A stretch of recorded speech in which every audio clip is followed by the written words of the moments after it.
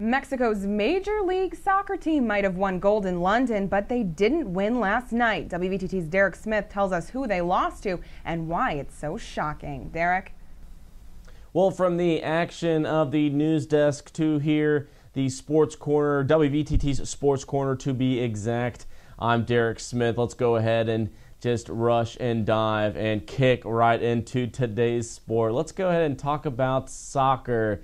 Put it in the books. History has been made. The U.S. soccer team conquered Mexico yesterday for the first time in Mexico to snap a losing streak that has survived for over 75 years. It came near the end of the game. The 80th minute rolled around when this guy, 26-year-old Michael Orozco, frantically put the ball in the back of the net, and that one goal was all that was needed to clinch a win against the Mexican team yesterday, the very same Mexico team that won gold medal when they beat Brazil no more than 5 days ago in London in the Olympics. Tens of thousands of fans were left dumbfounded, to say the least, as the Americans stole a win, the first time in almost a century, out of the intimidating Azteca crowd. Get this. USA is 0-23 in the last 75 years and have been outscored by the gold medal winners 81-84 during that dry spell. Well, 24 hours after Joe Paterno was dismissed from his first-class position as head coach for the Nittany Lions, he began furiously weeping, telling his son that he spent more than 50 years building that Penn State football program from the ground up. And for what? It's all been seized away from him. Paterno has led his team upon 2 undefeated seasons back-to-back in 1968 and 1969. He's won 2 national championships, one in 1982 and one in 1986. 5 undefeated seasons during his career, and in 2007, he was inducted into the College Football Hall of Fame. And the bottom line is, he will not go down in history directly for his achievements as a head coach. He will go down as the head coach that neglected to speak out against the assistant coach Sandusky and to the proper authorities when he found out about the sex abuse scandals and acts that occurred. Well, after the Dominican outfielder appeared in his first All-Star game, Melky Cabrera has been caught cheating. That's right, using enhancing performance drugs. The news came out of yesterday, and now this very instant today, he is beginning his 50-game ban from the game, which will confine his remarkable season. After struggling with the Yankees and Braves and Royals, Melky Cabrera has now joined the San Francisco Giants at the beginning of the season. The shot he was looking for, no pun intended. Cabrera is batting .346 with 11 home runs and 60 RBIs. He was made familiar with fans after the blast home run he smashed in this year's All-Star game. Well, continuing with some baseball talk, let's advance to what happened yesterday with Seattle's Felix Hernandez, who pitched a perfect game against the Tampa Bay Rays. It's remarkable and momentous as he threw a no-hitter, but that's not all he did. Hernandez accomplished more than just that. He threw a perfect game. That means no hits, no walks, no errors. He eliminated 27 straight batters and struck out 12 batters at Safeco Park.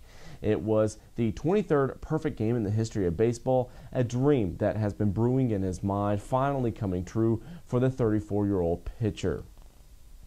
Well, that does it for sports today. For more sports action, stay tuned tomorrow during our newscast.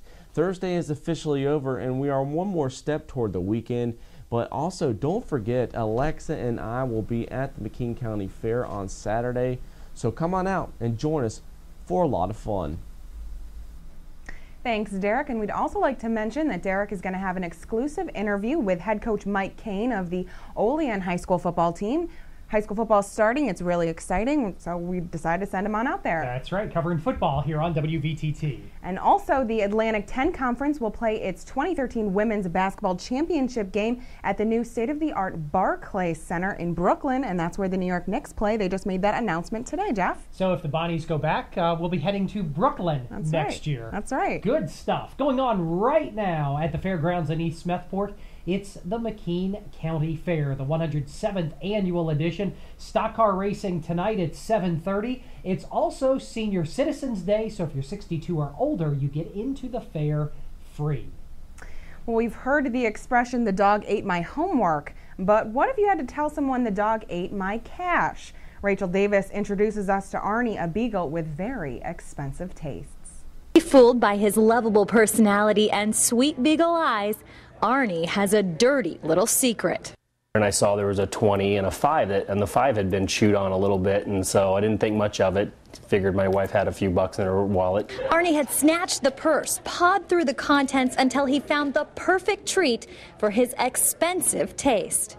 She came flying out of the bedroom, saying, "Oh no, oh no." Arnie had gotten a hold of the $300 Corey's wife was saving for their daughter's swimming lessons. She started going through it and realized that the dog had eaten all of it except for that 20 and that ripped up 5. Turns out Arnie's got a track record, committing the same offense about 7 years ago when he chowed down $100. That time, though, it came back in one piece. Arnie may be a master thief, but when it comes to hiding the evidence, he hasn't figured that out yet. And at this point, it looks like our optimism is now escaping us. We're not real confident because it looks like he systematically tore every single bill apart and swallowed it. No amount of money laundering can save this $300. It's gone. And as for Arnie, well, he's in the doghouse for the foreseeable future. I think my dog might have been able to pull that off just once, though. I know, those little puppy dog eyes. Well, maybe twice. Yeah. Remember, McKean County Fair going on tonight. Thunderstorms, but it's to the north and east of our viewing area, and that means the fair down in Smethport should be fine for tonight. Occasional thunderstorms, mainly again to the north and east, according to the WVTT Severe Weather Action Team. Low temperature tonight, about 62 degrees. Then during the daytime on Friday, some morning thunder showers. High temperature on Friday, 72. Once those morning thunderstorms pass, we'll be seeing sunny skies for the rest of the day on Friday. Saturday, mostly sunny with a high of 72. Mostly sunny again on Sunday. Sunday's high temperature 72 degrees. And about a 30% chance of rain on Monday. Otherwise, partly sunny with a high temperature of 70 degrees. Getting ready with big plans for the weekend, Alexa? Well, I'm going to be out at the fair on Saturday. Derek and I are going to go on Saturday evening. Also, if you're heading out to the fair tonight, it might be a little bit chilly, so even though it might not rain, you still might want to bring a jacket. Good point as well, Alexa. For everybody here at News Channel 25, I'm Jeff Androlonis. And I'm Alexa Olson. Thanks for watching, and have a good night.